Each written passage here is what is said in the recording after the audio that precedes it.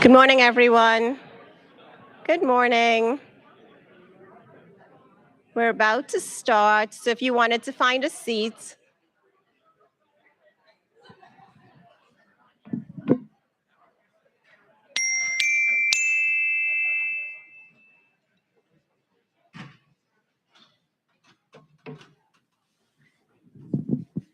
Okay.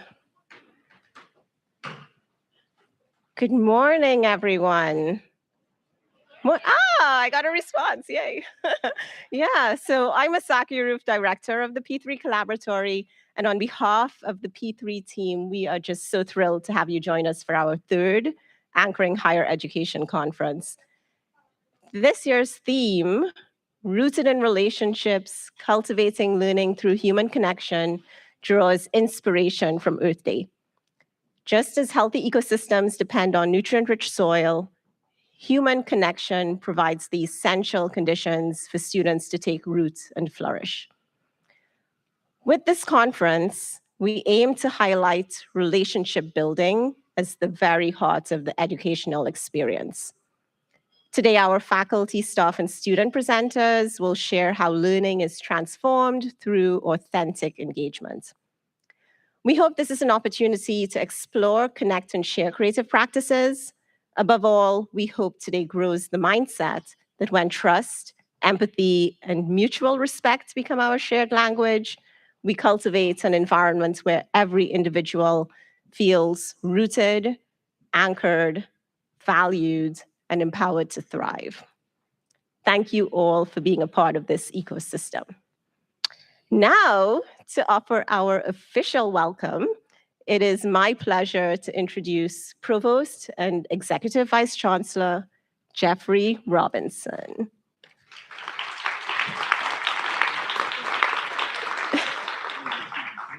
You don't need the stairs. Said, I don't really need those stairs. I can just jump up here. All right. Hello, everybody. All right. That's not bad for 11 o'clock in the morning. Not bad. Welcome. I could just say that and step off the stage, but I have a few other things I should say. It's great to be here. It was Marcel Proust who said, let us be grateful to the people who make us happy. They are the charming gardeners who make our souls blossom. And truly, P3 is one of those people, if you want to go with the phrase, that makes me happy. I'll tell you why in a moment, but I just want to acknowledge that this doesn't happen everywhere within Rutgers University, and that this gathering, the intent of this gathering and what we're doing here is really a jewel in the crown of the whole university, and it comes from Rutgers University, Newark. So thank you to everyone who has put their mind, body, and soul, their heart, their energy into making today a very special day. Thank you to Dr. Shaki Ralph, who has been leading this effort. So I wanted you to give her a hand for doing these things. And everybody who's involved with the organizing for this event, would they please stand? I know we got some here, probably some that are just outside. Come on, raise your hand. There we go. A couple more over there. The entire P3 team, I want to thank you for putting this all together. P3 Collaboratory seeks to impact the very essence of the things that make this university work. Through pedagogy, through professional development, and publicly engaged scholarship. Each of these things, whether it's impacting students directly or the academic enterprise or professional fields and communities around us, are all part of what the P3 is about. And again, it's a true jewel.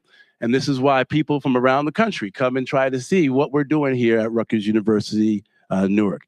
Thank you to the keynote speaker, who you'll hear from in a few moments, Dr. Peter Felten, who has been doing some very interesting work. And some of that work runs right through this campus. I look forward to hearing more about the power of relationships in order that will impact student success and I look forward to understanding more about how the things that we take very seriously here at Rutgers University Newark can be a national model for what we do and what others want to do. So I'm going to get out of the way so we can get to the main speakers. Let me bring up Dr. John Gunkel, who's going to introduce our guest speaker. You all know John. He is our Vice Chancellor of Academic Affairs in the Office of the Provost. So give him a round of applause.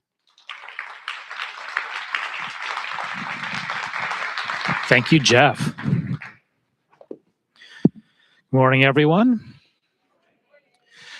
So I get the real pleasure to be able to introduce our speaker today, Professor Peter Felten, Director of the Center for Engaged Learning at Elon University, nationally recognized scholar of teaching, learning, and student success. Professor Felten's work, Peter's work, has fundamentally shaped how many of us think about what actually helps students thrive in higher education.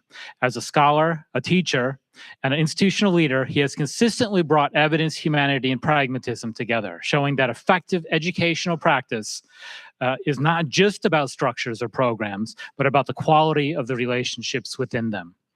At Elon, Peter leads the Center for Engaged Learning, which connects research to practice across a wide range of institutions.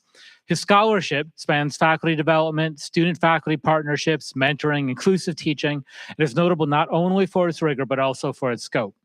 Drawing on nearly 500 interviews with students, faculty, and staff from colleges and universities across the country, his work reflects the remarkable heterogeneity of higher education, from small liberal arts colleges to large public research universities, from residential campuses to urban institutions embedded in complex communities. That breadth matters. It matters to me in particular. One of the most compelling aspects of Peter's work for me is his insistence that relationship-rich education is not a boutique model reserved for a privileged few institutions. Instead, he presents it as a practical, flexible, scalable, and deeply humane approach to student success across institutional contexts. His talk today, Connections Are Everything, brings these ideas together. At least I'm hoping they will. I've not actually seen it, but I'm hoping. He reminds us that students' relationships with faculty, staff, and peers are not peripheral to learning. They are foundational. When students experience genuine welcome and care, they are more likely to persist, to learn deeply, to explore questions of purpose and meaning, and to imagine their own agency in the world. On a personal note, this message really resonates deeply with me. My own undergraduate education at a highly relationship-rich liberal arts college profoundly shaped my understanding of what higher education can and should be. When I arrived at Rutgers Newark in 2003, that experience fundamentally shaped my approach as Dean of the Honors College, well over a decade before Professor Felten profiled it in his research, and a full decade before the Rutgers Newark Honors Living Learning community also profiled even existed. The through line then and now for me has been the same conviction that trust, belonging, and meaningful connection are not incidental benefits, but central drivers of student success. We are fortunate today to be able to learn from someone whose scholarship affirms that intuition with deep evidence, and whose work challenges us to act on it with intention and care. Please join me in welcoming Professor Peter Felten.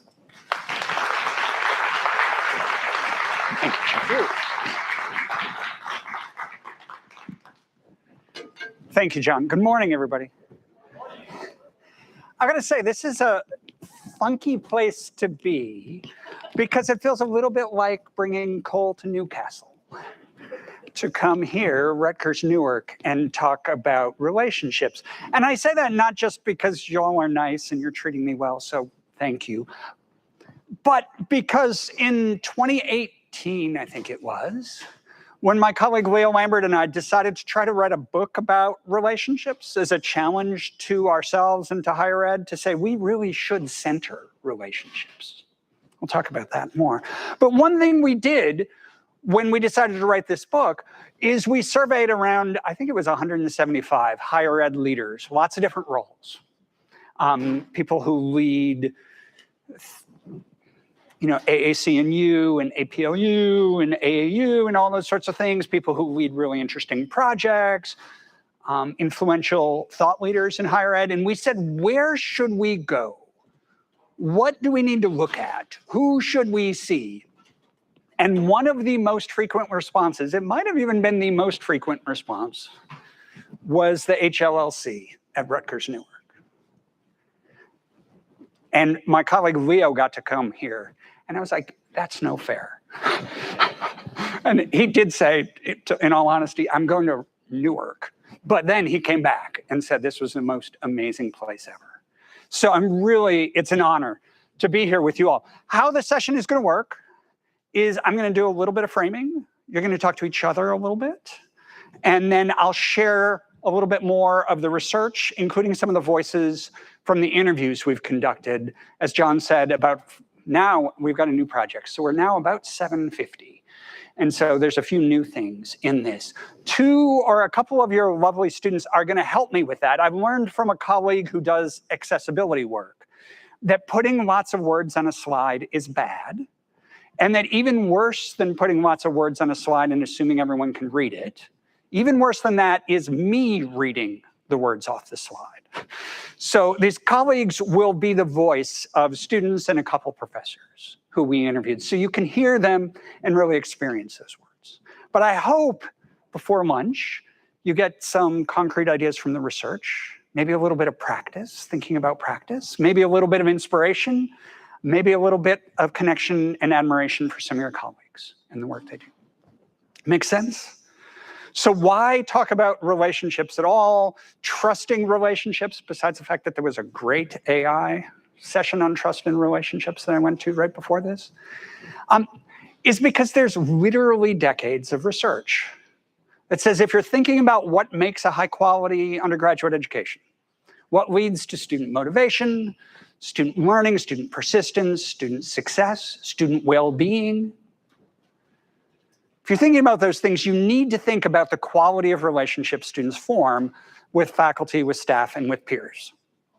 Because the quality of those relationships is the most important driver, or one of the top couple of the most important drivers in motivation, learning, persistence, well-being, success. Like relationships are central to this work. Notice one word I used, which is quality. This is not TikTok. So having like 1 million isn't better than having a handful. In fact, the research seems to say if a student by their second year at Rutgers Newark says, I've got 5 to 10 meaningful relationships here, meaningful to me, not as a student, not meaningful on some researcher scale, they're going to do great. The research also says first-generation students are much more likely than their peers to say after a year or two, I have 0 meaningful relationships, right? And I don't think that's because there's something wrong with first-gen students. I think that's because first-gen students, to get into a place like this, to succeed well enough to be here, are really good at working on their own. That's the one muscle they have, exercised over and over and over, so they keep doing it. That makes it harder for first-gen students to succeed, right? So one thing we need to recognize is just like we teach our disciplines, just like we teach all these skills, we need to teach students that connections matter for their well-being, for their success, right? And especially at a place like Rutgers Newark, which serves a lot of first-gen students. This research has been around for a long time. We've known this. I think there's at least 2 reasons why this kind of relational work is extra challenging and extra important now. And I just want to set those up briefly. The first is there is what the Surgeon General in 2023 called an epidemic in this country of loneliness and social isolation. All my slides, the P3 wonderful team have all my slides. You can have them all. This report's online for free. It's really bracing and really remarkable. Page 25 of this. I've looked at this chart. I'm a historian, so I struggle with like numbers, but except dates. I'm good with dates. But now on page 25, there's this chart about the morbidity effects of persistent social isolation, long-term loneliness. And what it says, in my understanding, is that if you are persistently socially isolated, your morbidity is equivalent to someone who smokes 2 packs of cigarettes a day. You are less well and you die sooner. So this is not just like, I wish I had a few more friends. I don't have someone to hang out with tonight. This is bad for us and for our students. It's bad for their well-being. I think it's bad for their souls, right? And it means students are coming to us who often are socially isolated, who often don't have the skills, the habits, the capacities to connect. So I hear faculty say this all the time. I have my students get in groups and some of them just don't. And I think some of that could be resistance. I think some of that is students saying, I don't know how to do that. I just don't know how to do that. And so I think social isolation and loneliness are they've always existed, but there's things now, the Surgeon General from 2023 would say, that are making them acute, especially for students and actually for elderly people in this country. So that's one of the current challenges. I think the other current challenge is AI. I don't think you could talk about teaching and learning in higher ed right now. I think there's somewhere in a contract somewhere it says you must say the words AI. I don't want to say a lot about AI. There's a number of really interesting sessions. There's good thinking out there. I think there's a range of ways we can approach AI productively. If a colleague in Sweden and I wrote a little thing about AI and challenge, academic challenge, that you can get to from that QR code if you really want to know part of what I think about this. But what I want to raise is that there is research that suggests, and I want to be really cautious with saying AI and research, because like all the research on AI, except the science behind it, but like the social effects of AI, it's like a year old. Like we don't know remotely what we need to know, but there is emerging research that says 2 things that I think are interesting. One is that students who are in randomly controlled studies, students who are asked to ask AI questions about the course rather than ask their TA questions about the course, right? There's been a couple of studies like this. Students end up equally satisfied with the answers they get at the end of the semester. But the students who ask AI report being more socially isolated than the students who ask humans. And I think one of the things we might be encouraging students to do by leaning on AI is breaking really small but meaningful human bonds, where you just say to the person sitting next to you, when's the quiz? It's today? Oh, crap, right? Or whatever, right? You ask AI, it just tells you. So that's one thing. The other thing that I think is really interesting in relation to all this is there's increasing research that seems to be out that says students trust feedback, trust comments that they perceive as coming from a person more than identical comments they perceive as coming from AI, right? And I actually read a paper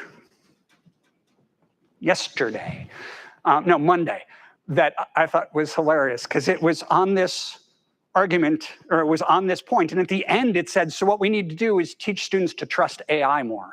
It's like, I'm not sure that's where I'd go with this. But, so students have this, many students have this sort of intuitive trust of humans over AI, but they use AI a lot, right? So I'm not saying AI good, AI bad, but AI is here. And AI is shaping how our relationships work. Let me tell you one more story. Just very briefly, I've got a colleague, I teach history. I've got a colleague, she's in her 5th year. She's amazing. And she said something to me recently that broke my heart. She said, when I started here, teaching, and near the end of the semester, a student turns in a paper and it's really good. It's like surprisingly better than their work has been all semester.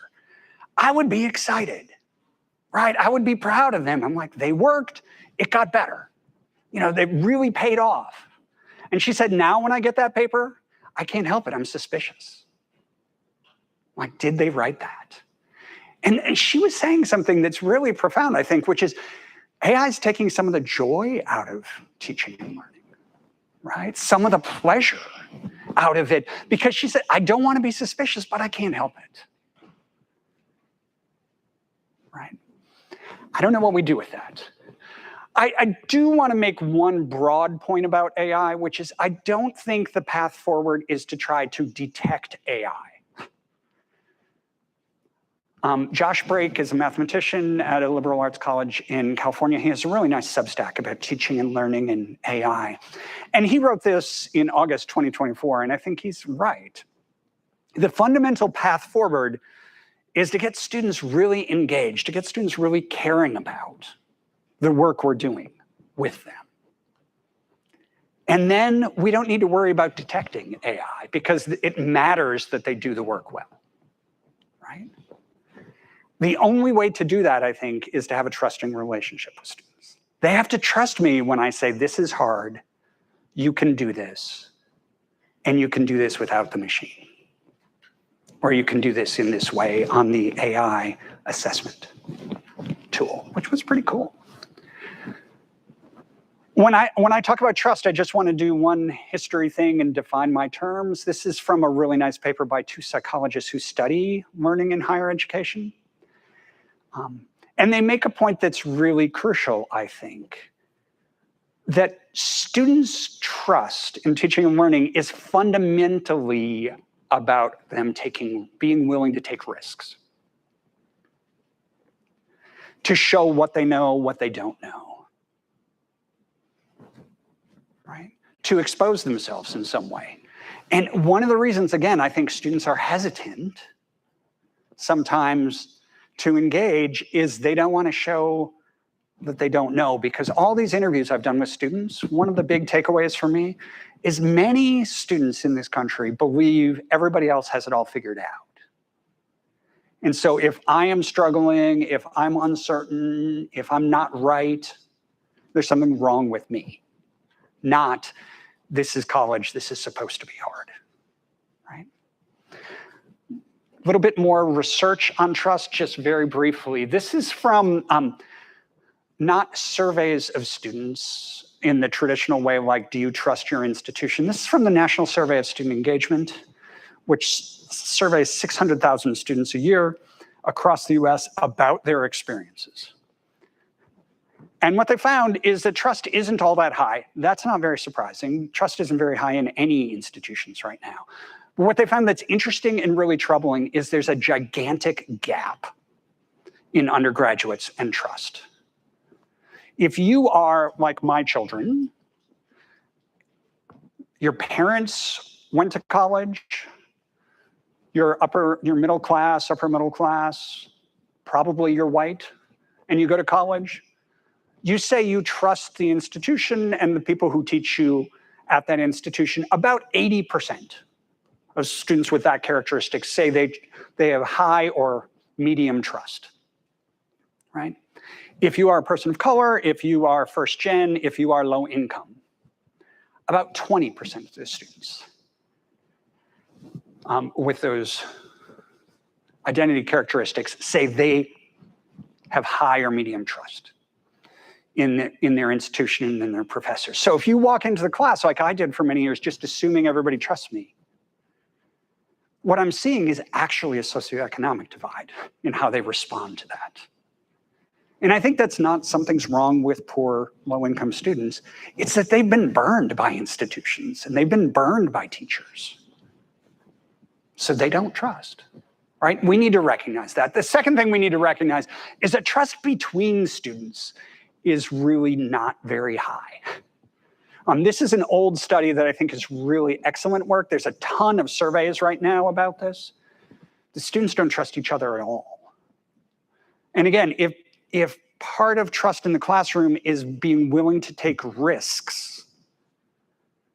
You might trust your professor, but these people, no. So I'm not going to show what I know. I'm not going to show what I don't know. I'm not going to expose myself to this, right? So I think some of what we see as resistance and hesitation in our students right now is actually mistrust of each other.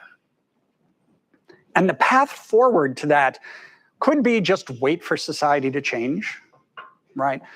Fundamentally, I think the path forward we need to be building trust with our students and among our students, really intentionally and deliberately. And the way to do that is to, again, think, oh, wait, there's a quote. And this is the first quote. It's from a different study, not the relationship work. I've had this been part of this amazing research study. I'll talk about it a little bit more later. What we looked at was trust and how faculty, a distinct set of faculty, think about trust in their classrooms. What we did is we interviewed award-winning teachers of large enrollment STEM courses at 4 different universities in 4 different countries: Sweden, Canada, the US, and New Zealand.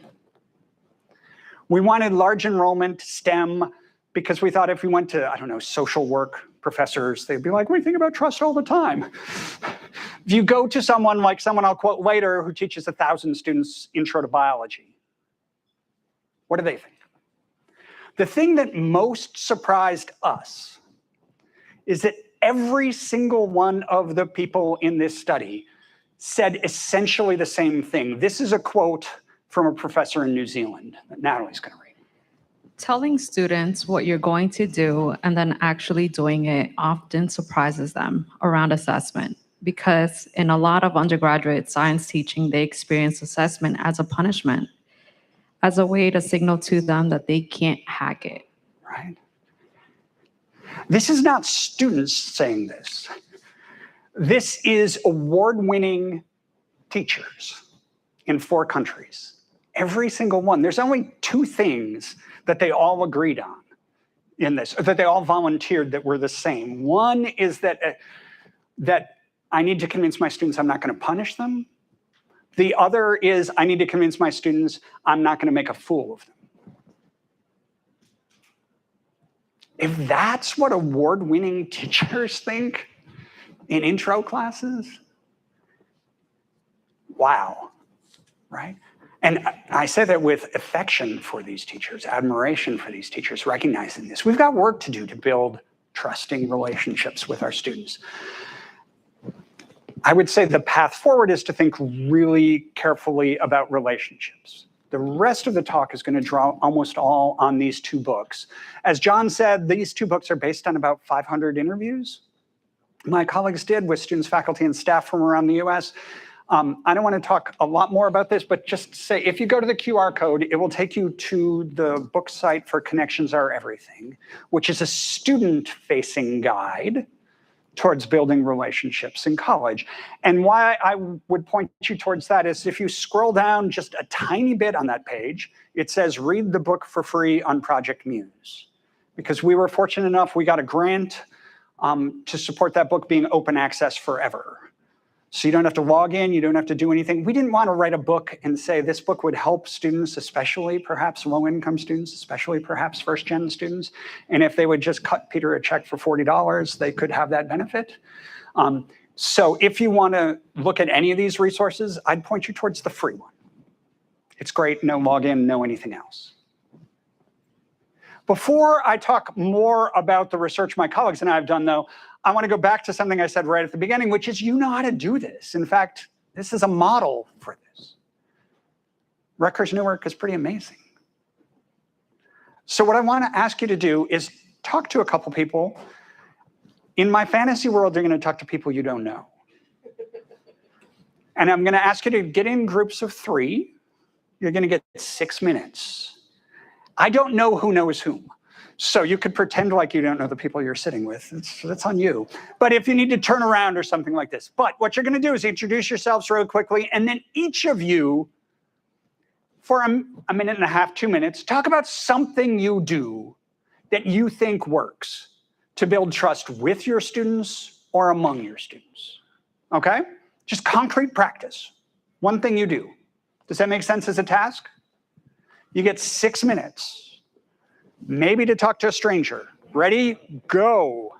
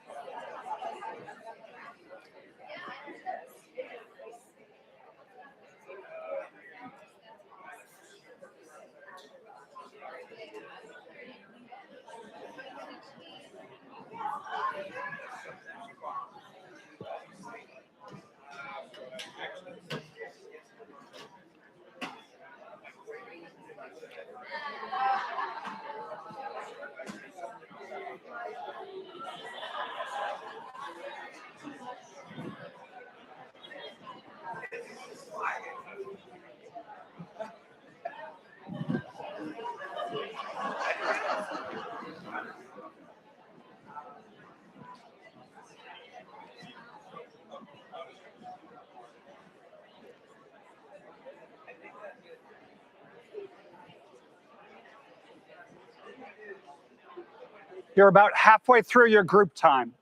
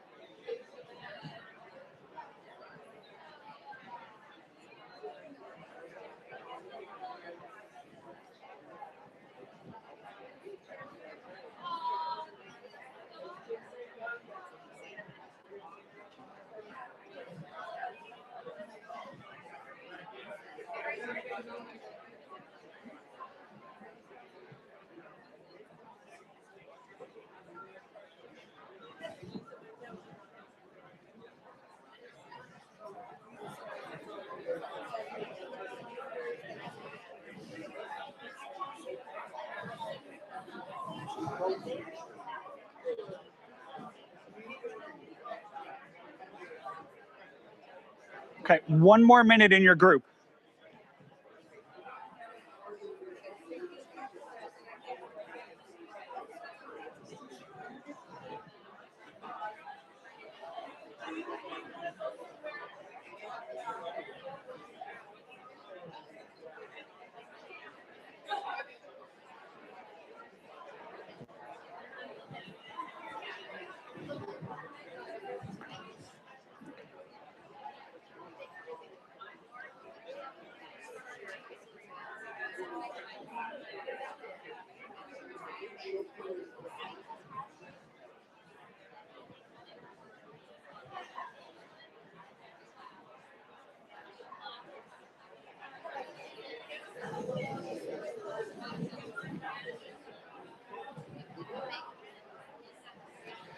Okay, friends, can we come back together as a large group? It seems like you had things to talk about. This is very good. It would be fun to spend the rest of the day saying what works. I'm going to encourage you to ask each other that throughout the day, but I'm not going to have a lot of sharing out right now. I just want to share 2 insights we got from our interviews. The first one I want to share doesn't show up in any of the books because we couldn't figure out how to say it nicely. And it's from a student at a Big Ten school who said, "I wish this institution treated all its students like it treats its honor students." Right? And I raise that to say he saw through us. He saw we know how to do this. We just don't necessarily do it with all our students. And I think the fundamental challenge for each of us is to try to treat each of our students like we treat our honor students, right?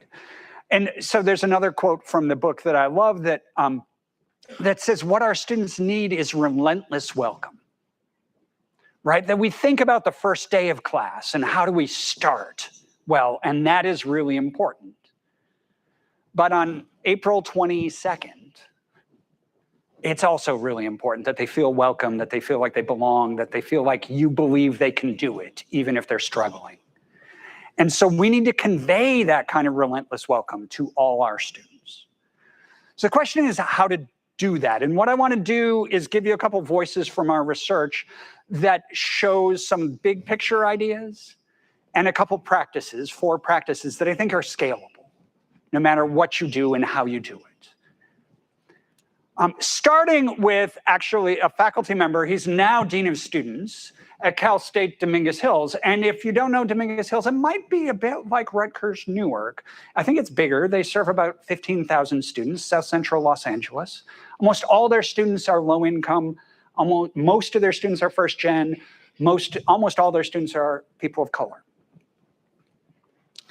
And Matt Smith was teaching there. He actually ran a program for male students of color there. And when I interviewed Matt in 2019, I said, how do you do what you do? And this is what he said. Once students recognize that you care about them, about where they come from, about their goals and what they're trying to accomplish, then you have a strong foundation for teaching and learning. Right. So there's this, we've got to lead with care and understanding.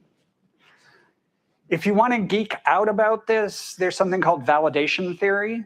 Laura Rendon, Tracy Addy has written wonderful things related to this. And so look at that work. Validation theory is not self-esteem, like you get an A for showing up today. Validation theory is really saying, I know you well enough to say, I believe you can do even better than you're doing right now, right? So validation theory is rooted in challenge coming from a relationship. This second citation there, Hallett, et cetera, is from a study of the 3 public universities in Nebraska, a 6-year study looking at low-income students at those institutions and what supports them. And it concludes that what low-income students in Nebraska need to be successful in higher education is not a great boutique program and not really good people, although each of those help. What they need is a culture that validates them. Because you miss that really great teacher because you took a different section, or you didn't get into that amazing program, so you're not in that program. So if we want to do this for all our students, we need to be pervasive in the culture of a department, a program, an institution. Let me show you what this looks like with a couple student quotes. The first student is Jose Robles. We interviewed Jose in 2021 on Zoom. One of my favorite interviews. Jose was a student at the time at Nevada State College, which is a Hispanic serving institution in suburban Las Vegas. First generation American, first generation college student. He went to college knowing exactly what he wanted to do, which is be a nurse. He wanted to have a good job, support his family, help people. Right? And when he sat down to register, his advisor told him, this is the curriculum for nursing. And Jose noticed that in the first semester, there was a non-life sciences STEM course. And Jose said, I don't want to take that. I'm going to take enough science. I'm good.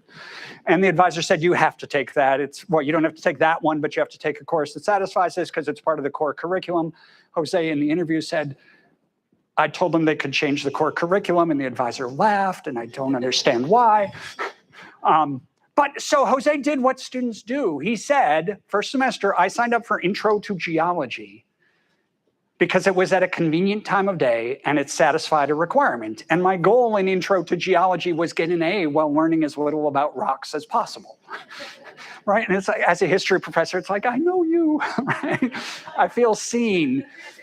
But Jose was talking about this course 2 years later because of the professor. This is how he described the professor. My professor made something as boring as rocks interesting.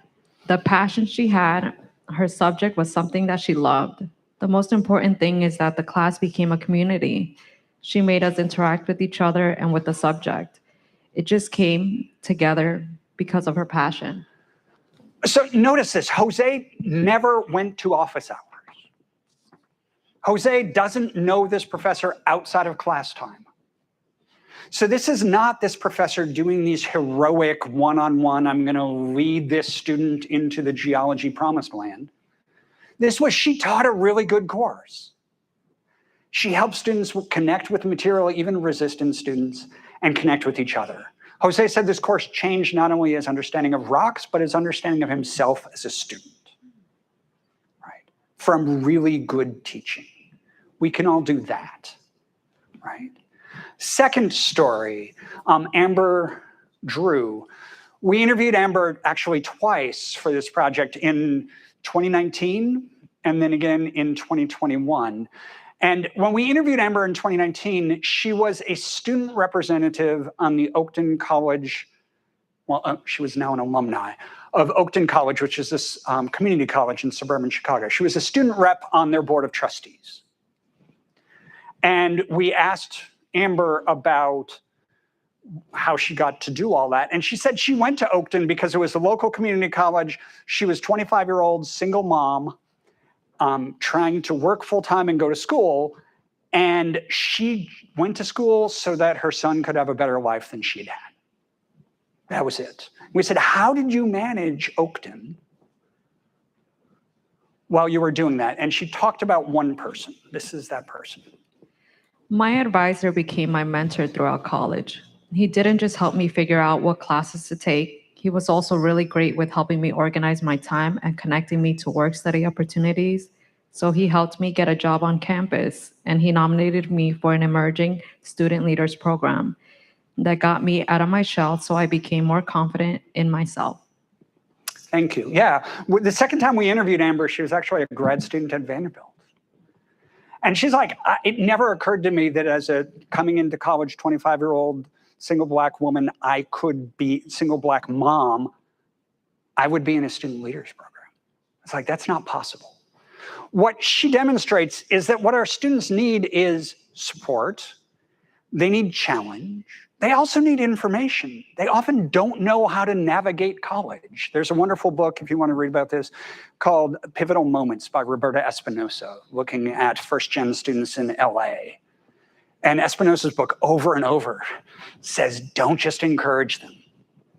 Definitely encourage them, but teach them. show them the opportunities in front of them, right? The last big picture student story comes from Josh Rodriguez. Josh, and he told me about his background, first generation college student from Chicago. He did great in high school, got a scholarship to go to the University of Illinois. He wanted to study nuclear engineering. He went to Urbana-Champaign, that's the right place, right? For 1 semester. He did great academically. He hated the experience. So he withdrew, he moved back to Chicago. He was gonna be the first person in his family to graduate from college. He's like, it was okay, everything was fine. He worked, he got married. When his kids were getting old enough to go to school, he realized, I wanted to be the kind of dad who shows the kids we can do college. And he also still wanted to be a nuclear engineer. And so he decided to go to the local community college to restart that path. And when he's telling me this story, he says the first day back was his 30th birthday. You know, it's like, this is meant to be, and I'm with him. And he said, so I'm in calculus 2. And I think, no, Josh, no. But he'd taken calculus 2 at the University of Illinois like 12 years before and gotten an A, and he wants to be a nuclear engineer. He's got to get back on the horse, right? This is what happens in calculus 2. This is a longer quote. Aaron's going to start it. Early in calculus 2, we started getting into really difficult things, and I suddenly began having these feelings like I didn't belong in this class, that my education, what I was trying to achieve, wasn't possible, and my goals were just obscenely farther away than I thought they were. So just notice this. Josh doesn't say, wow, I should have taken calculus 1. It's been 12 years. Josh says, my goals in life are obscenely further away than I thought they were. Here we go, a little more. I went to Professor Arco to say that I might have to drop out. He told me, Joshua, I don't want you to do the homework tonight.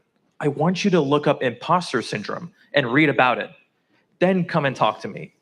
I did that, and I learned that it is extraordinarily common among students. That interaction bolstered my confidence to realize that I'm not alone in this, that everyone has these feelings. I went from contemplating dropping out to getting tutoring help, and then getting an A in the course. And to follow Josh's story forward, 2022, he graduated from Purdue with a degree in nuclear engineering.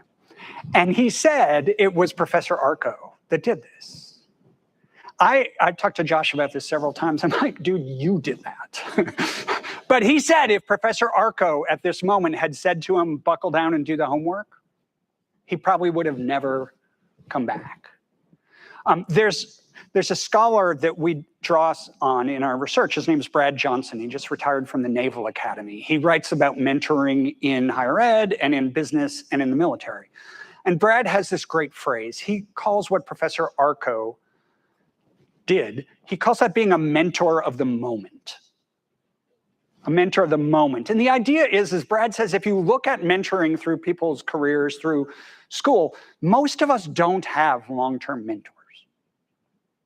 But many of us have people like Professor Arco who say just the right thing at just the right moment. And I love this quote so much because it's so humbling to me when I teach. Because when am I, it's a Wednesday, I'm busy, but I'm talking to someone and this is an opportunity to really listen and try to help them have an experience like Josh did. Because I think we're all capable of this, even in passing interactions. Fundamentally, I think it comes down to these 3 things, and I'm going to give you 4 quick practices. Especially for first-generation students, but for all students. We need to help them understand that relationships matter, because if you don't believe that, then when you say get with your group, they're going to say no, right? So we need to teach them relationships matter. We need to help them learn strategies. It is not useful, I have found, to tell my students, get in a study group.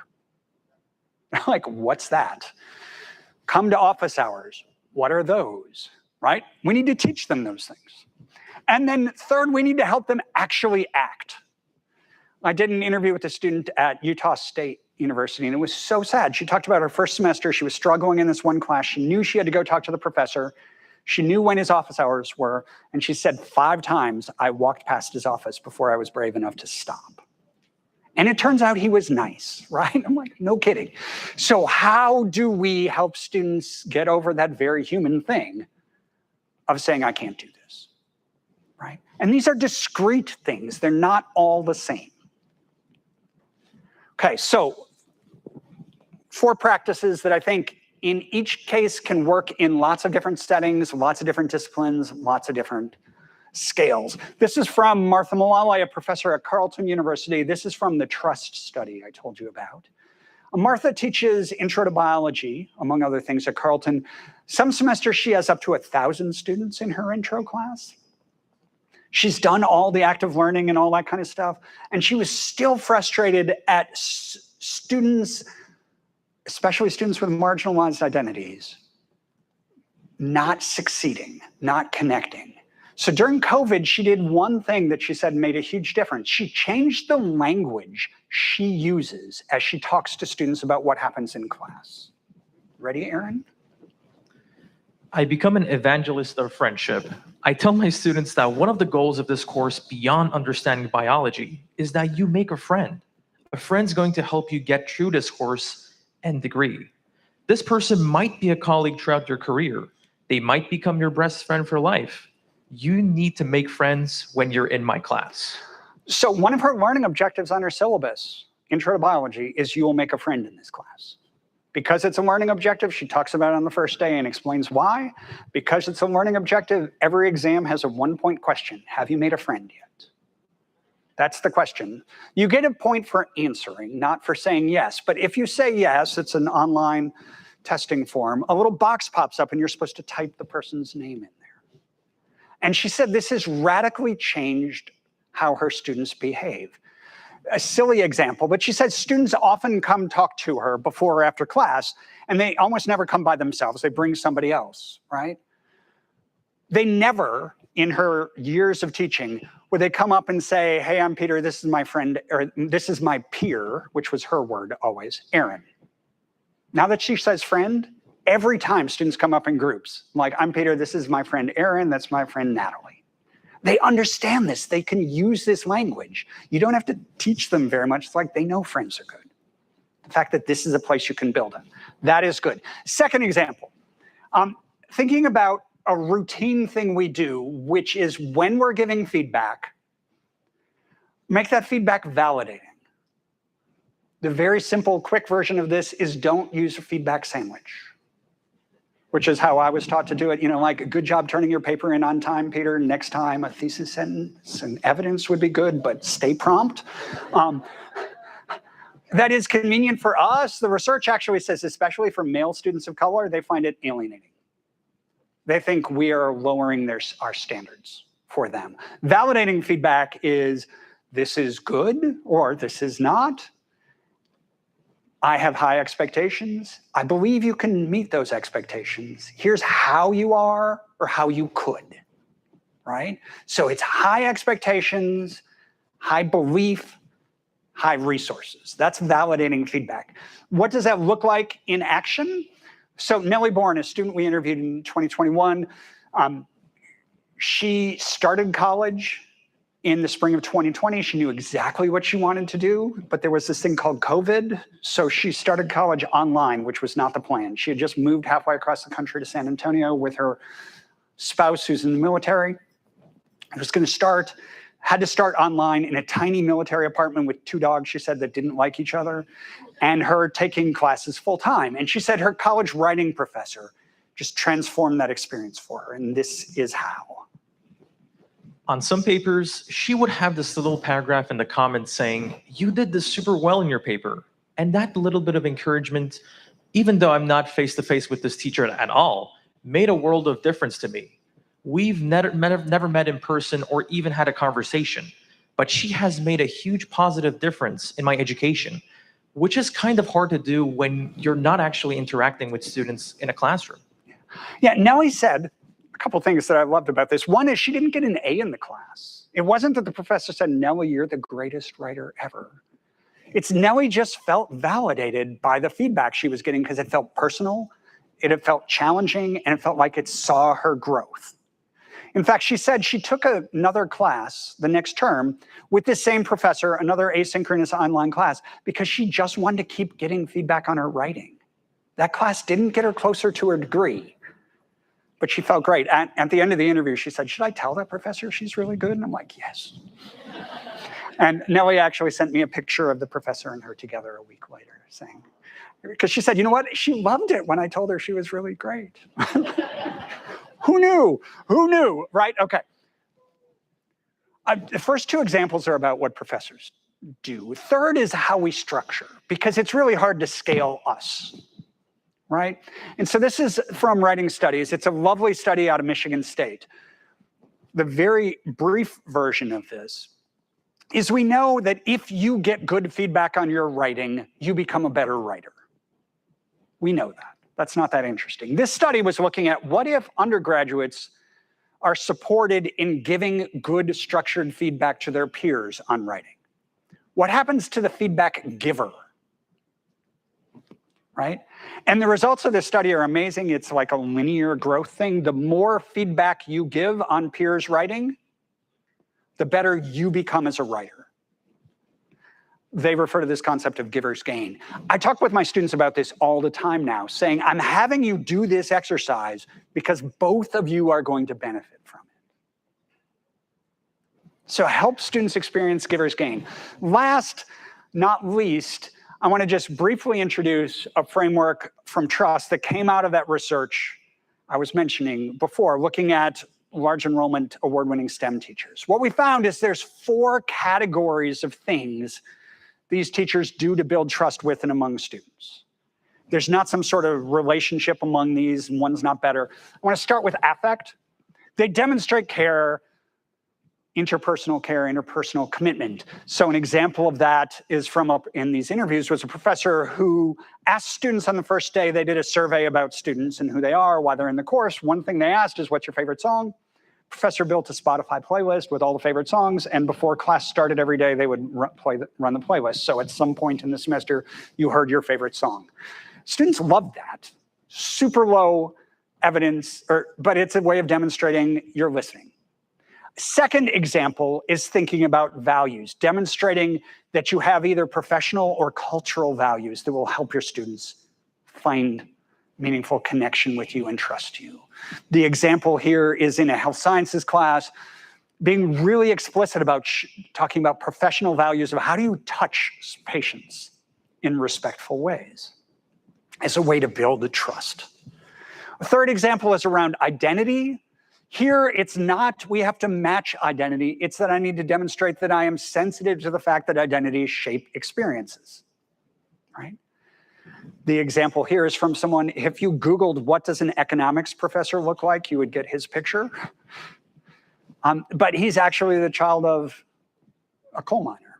And he makes that point in his class, and his students are often surprised that this guy who looks like something else is not. A way to demonstrate some bit of identity and care. Last is about cognition. And I put this last because we often think this is first. I have to show that I'm an expert.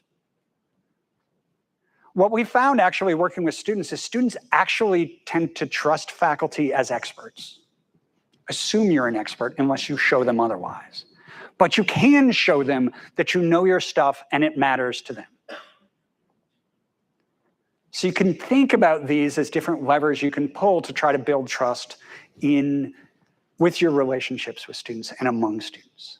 I want to close with 2 thoughts, both from students. One from a student, Samantha Paskvan.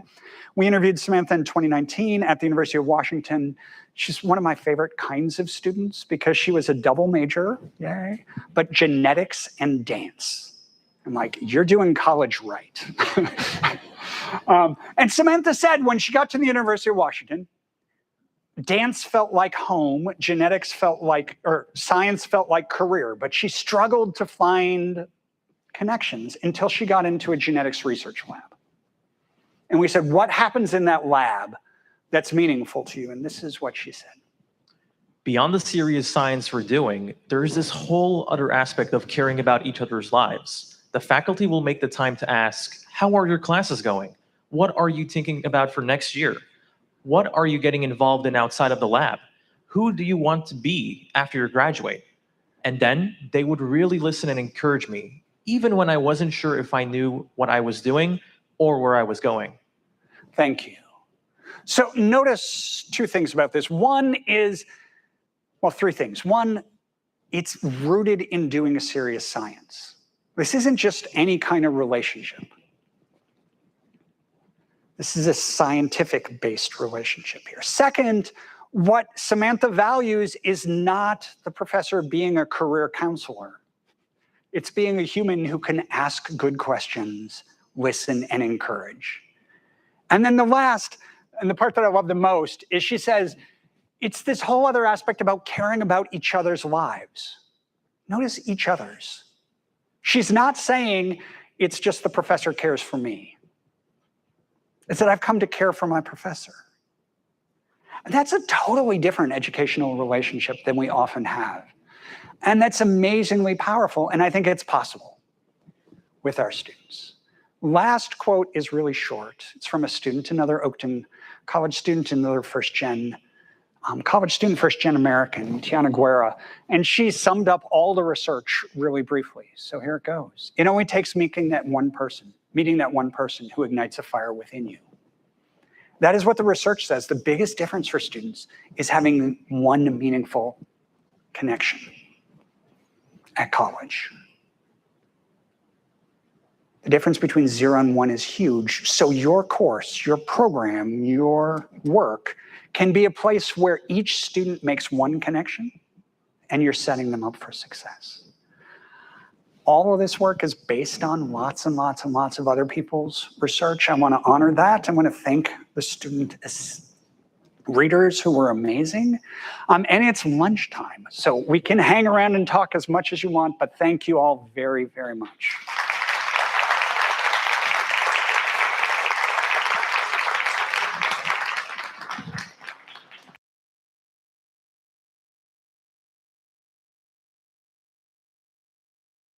So 2 questions. I imagine people are hungry. We'll do 2. I'm Catherine Klepper. I'm with the P3 Collaboratory team as well. Thank you so much, Dr. Felten, for that fascinating talk. Do we have any questions? People who want to... Besides what's for lunch.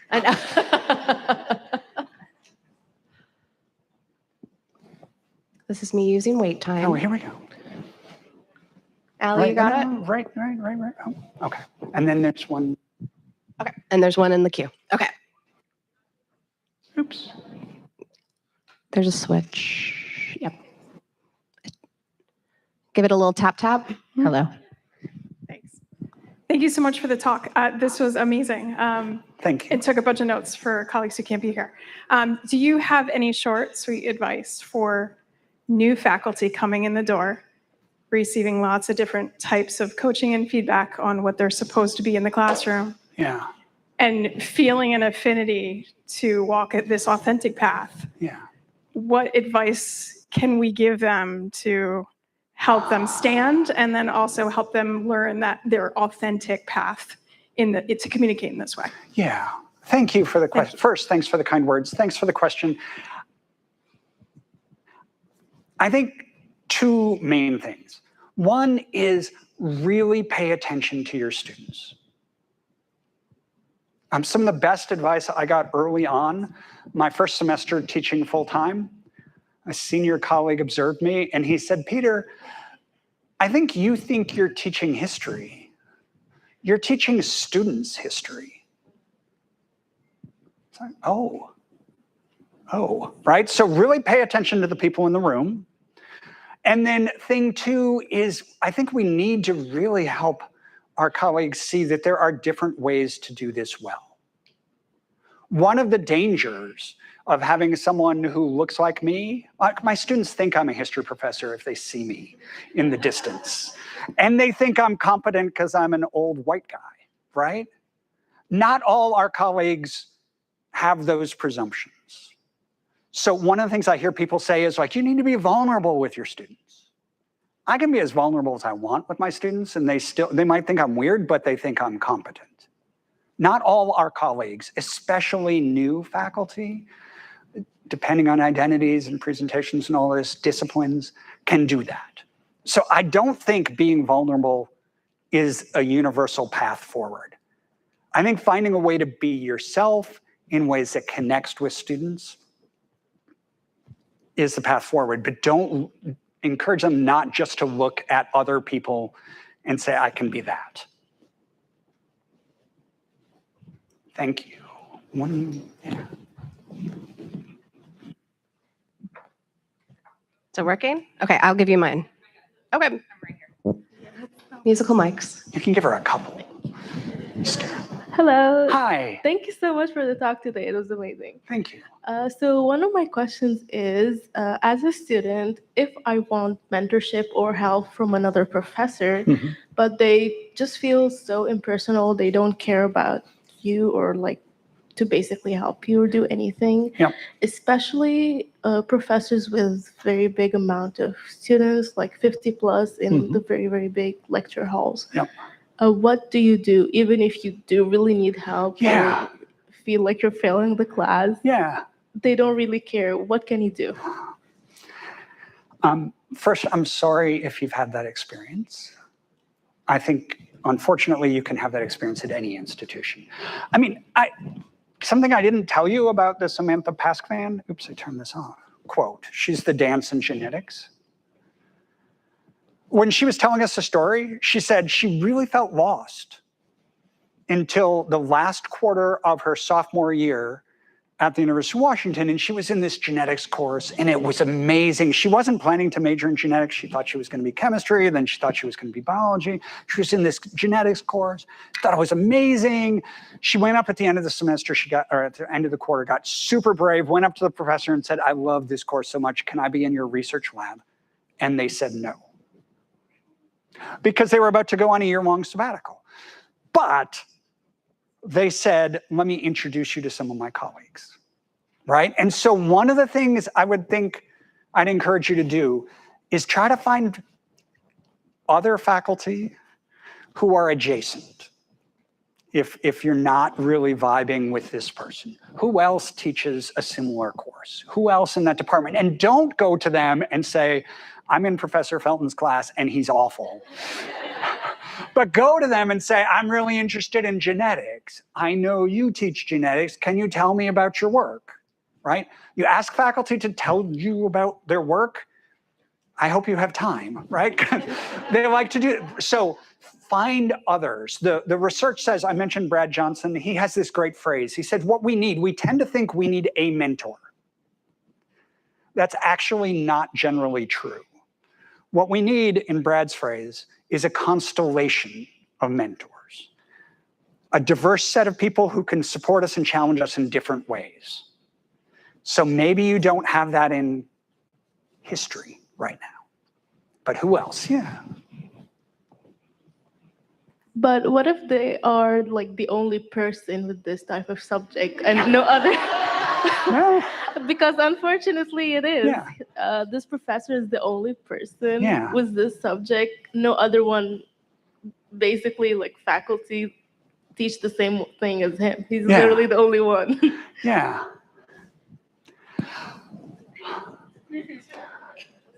So my honest advice, and I think this may or may not work, is actually trust them and don't give up. Sometimes we catch people on bad days. Sometimes people have complicated things in their lives happening, right? And as a student, thinking about the Josh Rodriguez story, as a student, Professor Arco was right in the right place and right in the right headspace. If, they'd gotten a flat tire that morning, they might have been like, do your freaking homework, right?